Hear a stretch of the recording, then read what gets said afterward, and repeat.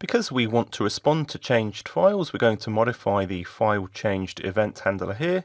And just as with the file created event handler, we're going to call the process single file method, passing in the full path of the changed file. In File Explorer here, we're just going to make sure we're starting with a clean slate. So we'll delete the backup and complete directories.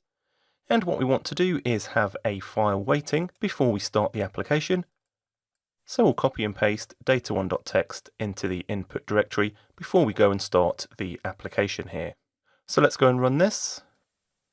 Notice we don't get the created event for data1.txt because it wasn't created while this application was running. Later, we'll go and add some extra code to actually process existing files on startup. What I want to show you now is how careful you have to be when writing code that uses a file system watcher when it comes to getting multiple events firing for what we would think of as a single logical file operation.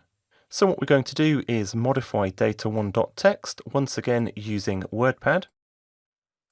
Just make some changes here.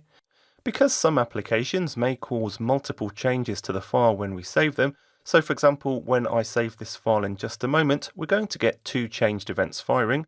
The problem we've got in our code at the moment is that the changed event will fire twice, so we're going to try and process the file twice. Let's see this in action. So I'll go and click Save. So we've got the first file changed event here, and then we begin processing data1.txt.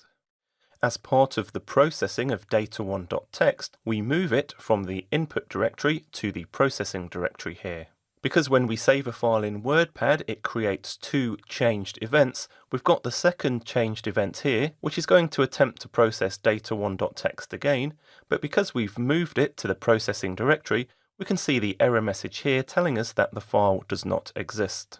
So when you're using a file system watcher, you should be really careful that you know what events are being fired in all different circumstances, so you don't try and attempt to process the same file multiple times, which may cause your application to crash, or process data multiple times, which may cause data corruption or duplication. One common complaint of the file system watcher is this duplicate event behavior. This behavior occurs because the file system watcher is just reporting on operating system file events. So even though when we copy a file we think of this as a single logical operation, it may result in multiple lower level operating system events. The file system watcher is just reporting on these events. It's up to us to write code that does the correct thing. Let's take a look next at one method to avoid duplicate file processing.